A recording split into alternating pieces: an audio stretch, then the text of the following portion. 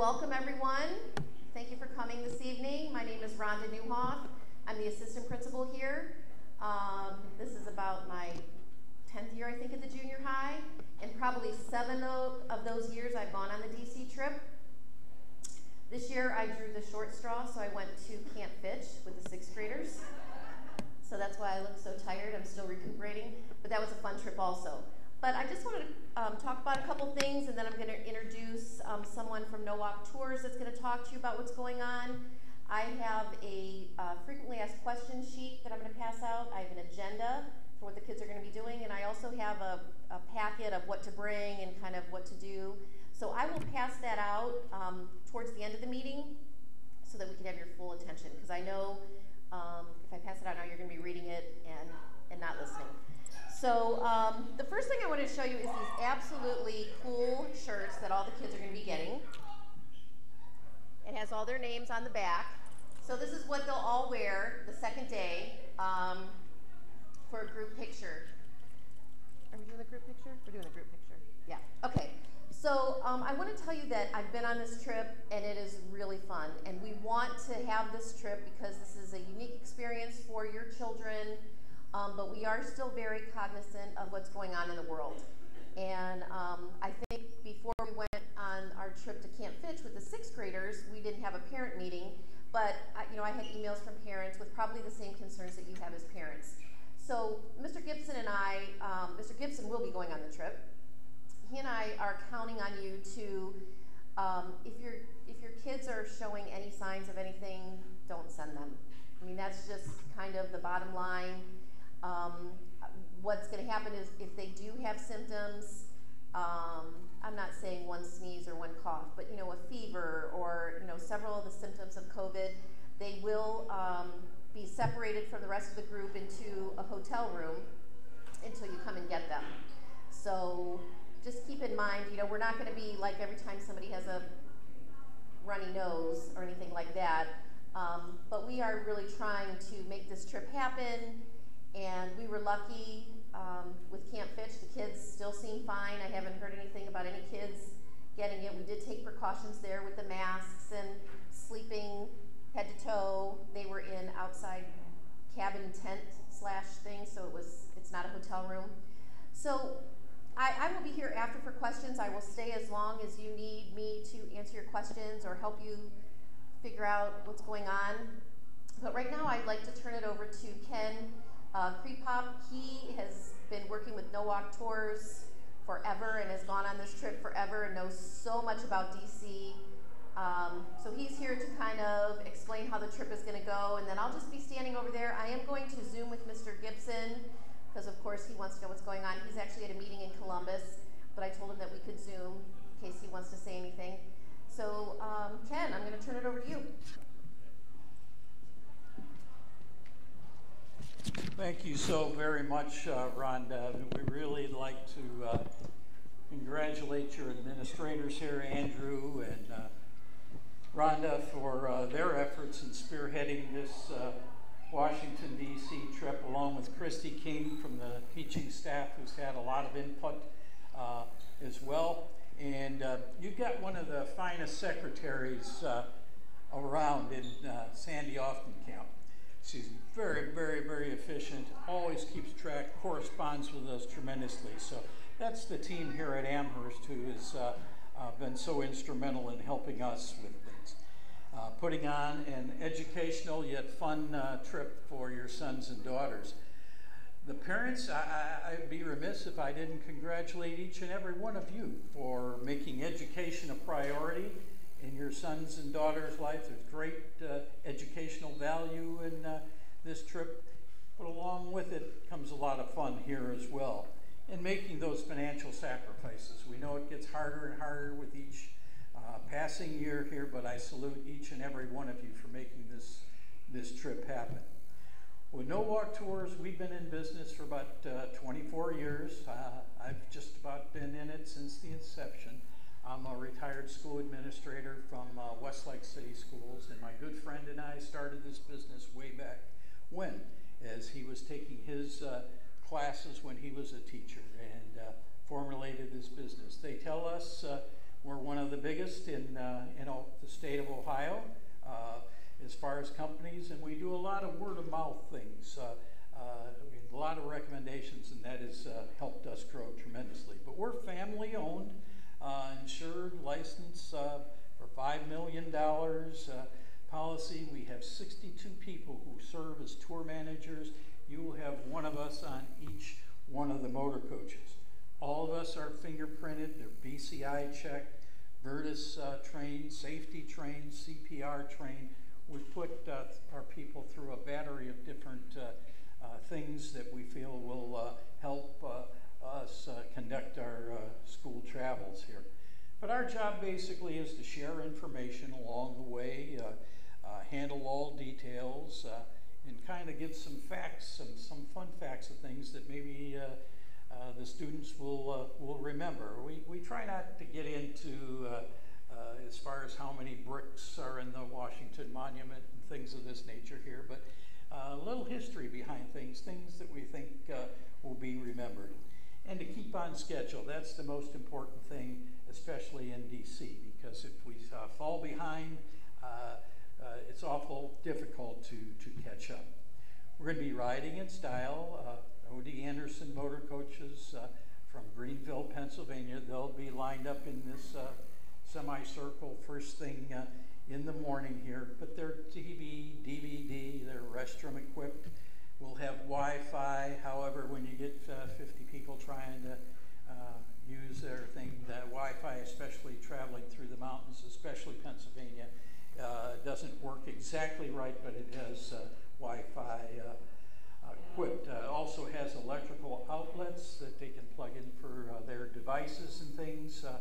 So there are probably one of our top 2 motor coach carriers that we use throughout. Tremendous reputation, and they're out of Greenville, Pennsylvania.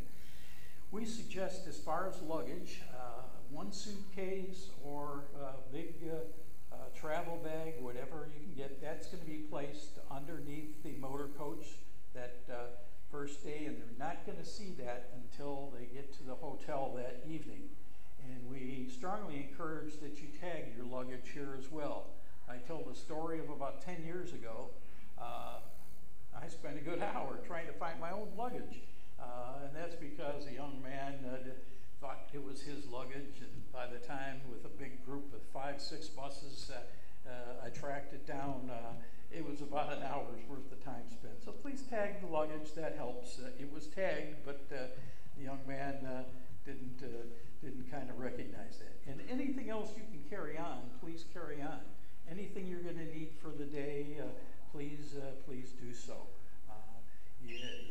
The bus will act like a floating hotel room. During the day, it is locked up, it is secured at all times, so easy access can be had. The hotel we're staying at is a DoubleTree Hotel in Gaithersburg, Maryland.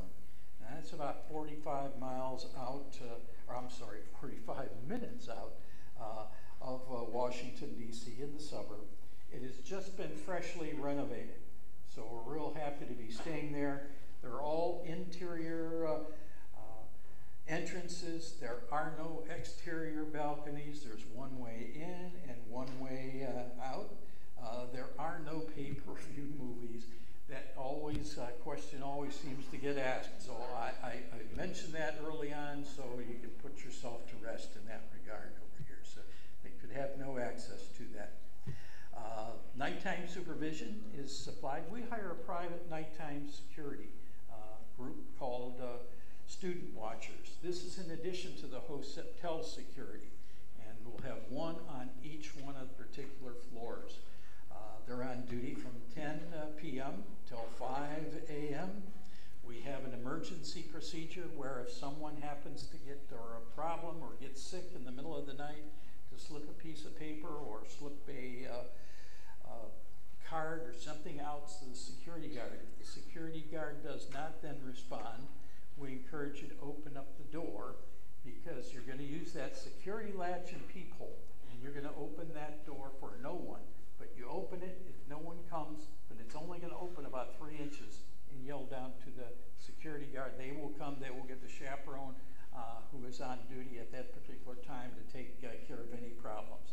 You know, all kinds of things have happened over the years. You just never know. Sometimes somebody's toilet backs up or something.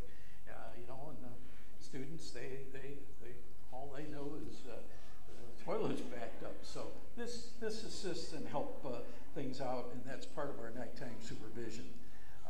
They will also give hourly reports to Mr. Gibson, since he is heading the trip here, and that he will indicate in knowing who's up hooting with the owls all night. So when they have difficulty getting up for breakfast the next day, he might not have that much sympathy. As Rhonda mentioned, we do have a panoramic photo, and if you've been in the office, I'm sure you've seen many, that everyone on board gets that panoramic photo, which is taken with the Capitol in the background. A couple suggestions as far as check the weather forecast. Washington, D.C. is usually about 10 degrees warmer than it is back here in Ohio and at Amherst or so. So dress yourself in layers. It may be fine during the game. I went to a football game. My thing now, since I've retired here, is to pick out a different game of the week and go from place to place on Friday nights. And it was a beautiful Friday night. But after that sun went down, it was a little chilly. So I wore a light jacket, and I think the same thing that you can change into what happened there. So when I say dress in layers, basically that's what I'm insinuating there. Again, and on the fact sheet, you'll see any bottles that you have. Make sure they're plastic bottles with a cap bottle, so in case we don't get any spillage there. Handheld devices, as long as you have headphones and things, all that stuff is permissible. The only thing we do not do is bring something that needs to be plugged into the TV into the hotel, because they have very elaborate plug-in systems and things and connections and things, so we don't mess with the TVs in the hotel at all. 2 pairs of shoes is always a good idea, because we will go through some light rain if the forecast calls for that. So it's always good to carry that extra pair of shoes that you can trip on. The young ladies might not like my next statement, but I make it each and every meeting, and that is, please, while we're on tour, no flip-flops, please. They can break, they can slow you down, and we move at a very aggressive pace. Back at the hotel, that's fine. Flip-flops are fine, but while we're touring, a nice pair of comfortable walking shoes would be great, gym shoes, whatever. Again, you're going to have an opportunity to take many photos, so that's when possibly a cell phone comes in handy with things. A lot of things go on as far as on the bus, so we don't want any flash photography. If you have the old-fashioned type cameras that load film and things like that, so we don't need any flashes on the bus, because we're in a glass enclosed structure, and that light would possibly blind our driver, and we don't need that. So also on the bus, no dairy products. It's not saying you can't have a milkshake or something along the way with milk products, but if they happen to get spilled, they have to send the entire seat out, and it stinks to high heaven. So we want to avoid those particular things and do those things off of the bus. People always ask about spending money. We as a company pride ourselves in the fact that you can go on one of our trips with not a penny in your pocket and be well fed, see all the different attractions, covers all the taxes, gratuities, and everything else is paid for, and have a great time. But I'm sure they possibly want to bring home some souvenirs, not only for themselves, but maybe brother, sister, mom, and dad. That becomes a family decision. Just know that if Mary comes to you, Dad, and says, Dad, we're going on this great trip, I need $300. You can say, Mary, I heard Mr. K talk on this meeting here, and he says everything's taken care of. So here's $25, Mary, and enjoy your time. You know, so please blame it on me, but everything is taken care of. But that becomes, again, a family decision. We visit Washington, D.C. well over 100 times during the course of the year. No 2 tours are exactly like. This tour is customized for the staff and administration of Amherst Junior High. These are the things they wanted students to see with things, a little change up from time to time, but it is customized for their curriculum and things that they wish to see and do. I'm going to give you a number in case you happen to need to reach. This would be in addition to your cell phone number, and maybe you'll have some other numbers administratively to call or something. But if you cannot reach anybody, not that I haven't seen Janet today, or heard from her, but a true emergency, and you've exhausted all opportunities, please give this number a call, and that's 440-785-5672. Again, 440-785-5672. This rings on our owner. They know how to get a hold of our people, and we can pass that message on to your sons or daughters. Most of you have an itinerary over here, which we'll go over here. It's briefly. We're going to be pulling out at 6:30. That's our goal. And for the last number of years, we've pulled out right about 6:29 and right at 6:30. You can't make those times up on the road, especially with traffic, but our goal is to try to beat the traffic out of town and get an early start with things. We're going to be making a rest stop. We'd like to get our drivers off the road every 2 to 3 hours. They have the same needs as we do, so we'll stretch our legs a little bit. It's not an eating stop, our first stop, but a restroom stop. We'll get off, stretch our legs a little bit, get back on, and then we'll proceed here. And we've made a little bit of a change in the past. We're all going to be eating at the Golden Corral. Part of problems that we've experienced as a tour company, we've had a couple of trips out already, is a lot of the fast food restaurants, and we have everything at year to year at times. Everybody goes to a different restaurant and things and then move along on our way. Well, what we found is, you may have found that same thing here, is a lot of these fast food restaurants now convert into their drive-through now. So going through with a bus with 55 people on becomes a problem here with things. And so we're trying to be proactive in the way of not taking an hour and a half for lunch, because we need to get to Washington, D.C. in that first stop, and that's Arlington Cemetery. So we don't want to be late. So we're all going to be eating at the Golden Corral. Very efficient process. We've eaten there in the past from time to time. So that's where we'll handle, and that's going to be in Frederick, Maryland. And from that rest stop, it's about 2 hours and 50 minutes. So it is long, so we encourage everybody, don't try to be a hero. Use the restrooms when we make those restroom stops. Because the bus has a restroom on it, but those are for emergency use only. We like to make the statement of be kind to your friends in the back of the bus. And I think you know where we're headed in that regard, because what goes in stays in.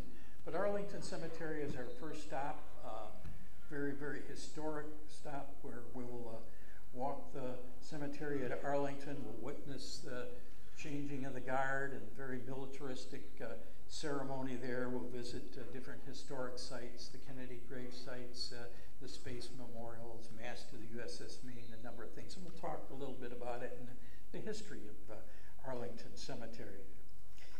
Following that, we'll stop at Iwo Jima, honoring our Marine Corps, and we'll make a brief stop there, raising the flag at Mount Suribachi, a Japanese island in the Pacific during World War II. We'll talk a little bit about that here as well. From there, we're going to Pentagon City for a food court, and everybody's going to get $10 cash. So that's how we'll handle, and there are probably 16, 17, 18 different eateries there at Pentagon City. It's in a mall, but we use primarily the lower level there that has all those eateries. So there's different choices of a lot of different things, and don't be afraid to try something different over here with things. And yes, they have the old standards of the Taco Bells and the McDonald's, and things are still there if you don't want to gamble a little bit there. From there, we're getting about a 20-minute ride, depending upon traffic, back into DC. And and that's where we'll tour some memorials. We're going to visit the Martin Luther King Jr. Memorial right on the Potomac Basin, Franklin Delano Roosevelt Memorial, which is a different memorial honoring his presidency. And we'll also visit the Thomas Jefferson Memorial, that particular first evening here, and Jefferson being our third president, and talk about each one of those briefly here, so students can look for different things as they're touring the memorial and things, and why those things are the way they are, and the different sayings and the different things that are carved out in stone with those particular things. From there, we'll head back into our hotel, and our procedure is nice and simple. We'll go in and we'll get our keys. We'll come back to the motor coach. While that's all happening, we'll ask for a luggage crew, and they'll come out and they'll pull the luggage all lined up. And we'll dismiss at that particular time, room by room over here as they enter into the hotel. And we'll give them directions as our staff is spaced out in the hotel, directing them to the elevators and things of that nature there. Second day, we're up. We have our breakfast at the hotel. We feel that this saves us time rather than going somewhere to eat. Gives us a lot of flexibility, especially for the young ladies who are busy getting their hair ready and things of that nature there, and some of the boys who maybe having a little difficulty giving up, but that's generalization. But it gives us a little flexibility. We're leaving at 7:45, nice and early, so we'll board about 15 minutes previous to that. After our breakfast, we're heading to the Marine Corps Museum. Fantastic museum at Quantico, and we'll be greeted there. They have different eras, different wings that we can tour, from the World War II wing to they have things in the Vietnam era. And the unique thing was, like in Vietnam, it was fought in the jungles. So what do? They turn the heat up, so it simulates that you're there in Vietnam here with that. And then Korea, what they do opposite there in Korea. Korea was fought in the cold, and they turn the air conditioning, they turn the AC up there, so it simulates the climate that our soldiers have fought in. They have docents there that they really encourage you to talk. There's been one person there who was actually on Iwo Jima. He's getting up in his years, up into around 90 or so right now. But they love to share their experiences. They love to talk to students. This is their time to shine. And you can glean a lot of information just from interaction and talk with the docents. You know, they do have 9/11 display out of New York. There's a segment on that, so it's see helicopters hung from the ceiling. You'll see all kinds of possibly different jets that may be, but it's really a neat place, and that's the Marine Museum at Quantico. From there, we're going to Mount Vernon, the home of George Washington and his wife Martha. That's where he is entombed. You'll have the opportunity to see and visit that particular gravesite. Hopefully, we'll get to see a movie. They have an excellent museum on George Washington there, and we'll also have time, and that's when you see all these different times. It's kind of a puzzle that we have to fit together. With COVID, they've kind of taken a bunch of time, so they only admit so many people in keeping with their protocols, so we respect their protocol, so each bus will have a time that we go into their mansion, and they have different costume guides in the mansion that'll give us further information and add to the effectiveness of our trip to Mount Vernon. From there, we're going to have box lunches that from Firehouse. If you've ever had Firehouse subs, that is going to be our provider for this. They're going to be eaten on our way back to Washington, D.C. on the bus. And what this does is it gives us, instead of 45-minute ride opportunity, it gives us that 45 minutes that we can have our lunch, so we're ready to go there and we don't have to stop anywhere. From there, we'll visit a couple of different Smithsonian museums. It can be the Air and Space or the Natural History, museums of that nature there, which we'll go, and you could spend a good day in each one of those, but we'll give the time that we have left, we'll divide those up and visit some different Smithsonians, and the chaperones will help us decide and dissect that time. But that's how we'll spend our afternoon. We're going to leave the district around the 5:30 time, and we're headed to Dave & Buster's. And that's where we're going to have our evening meal at Dave & Buster's. And we'll also have opportunity to play games and things at Dave & Buster's. And that's where possibly that spending money comes in. All the video games are taken care of for a couple of hours. You get into those ticketed games, and that's kind of a separate thing. And that becomes where if students want to play those particular things, it's at their own expense there. Here they get so much time on them, and when that expires, then it's money on your own there. But the nice thing about it is it's also in Gaithersburg, and it's a very short then trip to our hotel after that. So that's how we'll have and conclude that second day. Third day, we get up, we have our breakfast. That's where we're going to drive in and get our photo taken in front of the Capitol. And that's, as I mentioned earlier, everybody gets a panoramic photo of the class.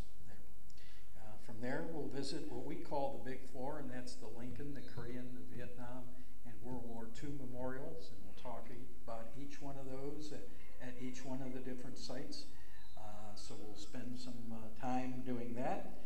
And we'll have lunch at the Reagan Food Court. And this was where we'll probably have an opportunity. There's probably a good 14 different things. It's the same kind of thing that we did at Pentagon City. Reagan Food Court is again a $10 stipend. If you're a heavy eater and want to go over that, then that's when that spending money comes in. But we think $10 should be pretty close to providing your lunch at that particular time. Then we're going to visit the exterior of the White House and Lafayette Park, the President's Park right outside the White House, and we'll have an opportunity to talk a little bit about it and the things that surround which be Blair House, where all the dignitaries stay when they visit the White House and the President. And we'll talk about each one of those particular different things and the significance of the White House a little bit, and where the West Wing is and what happens in this part of the White House, things of that nature there. So we'll also have time, because we know that money, if you got anything left, is Dad, don't expect any change. We're going to do some, I've learned that a long time ago from my wife. Never get change back. We're going to spend time on 15th Street, and this is where the street vendors are. They're the best buy as far as souvenirs. They're fairly reasonable.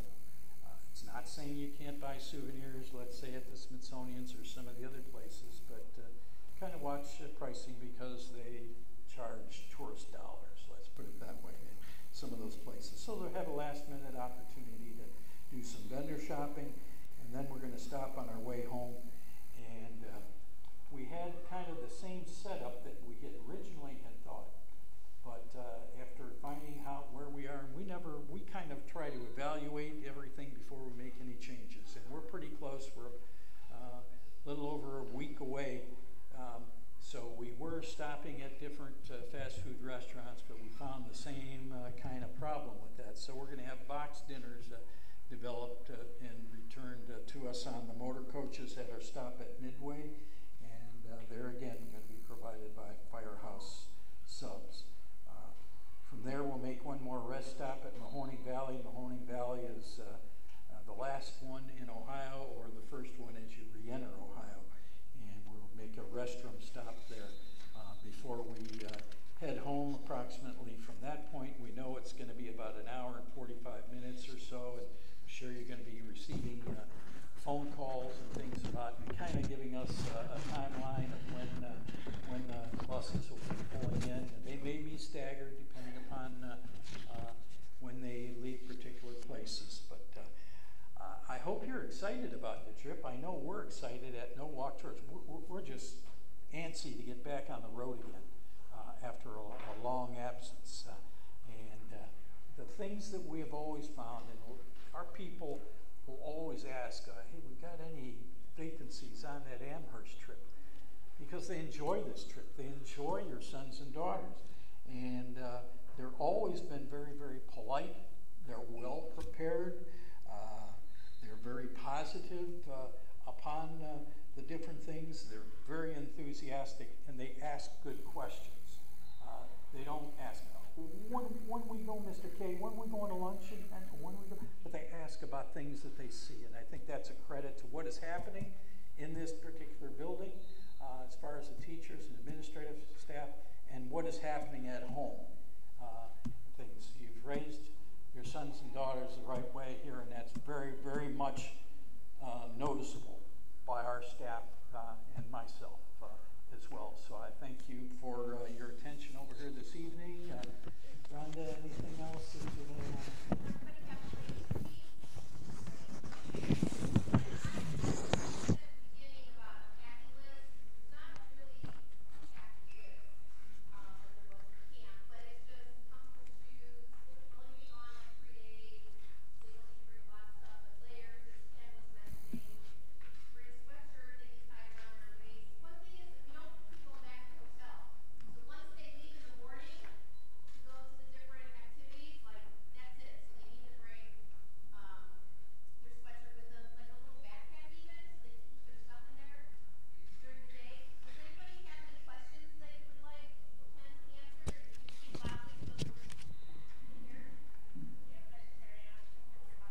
Yes, we do. Yeah, with the box lunches, you have a ham option, you'll have a turkey option, probably an Italian option. They even, I believe, make salads, but there is a vegetarian as well, yes.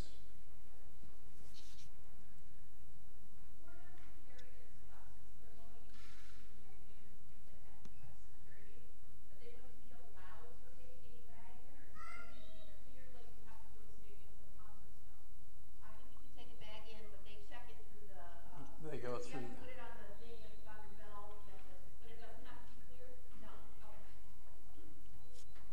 Yeah. Do you send medication for them that they don't take every day, like if they need Tylenol? Yeah.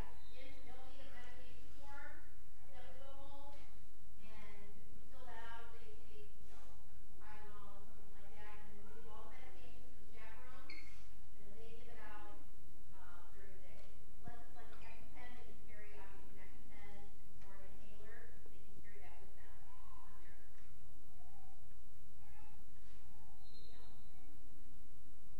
It really is a good trip. The kids don't seem to be homesick. We've been there. They learn so much. And Ted is right. Our kids, I can tell you, one time we were at one of the museums and a big bus came in with veterans, and we were all getting on the bus, they had wheelchairs, and our kids just started clapping. And us, we didn't tell them to do that. They shake the hands of veterans when they see them. They say thank you for your service. And it's nothing that we've taught them here, so it's amazing. Does somebody else have a question? How many chaperones are going? Do you know who they are? It's all school personnel. We don't take any parents on the trip.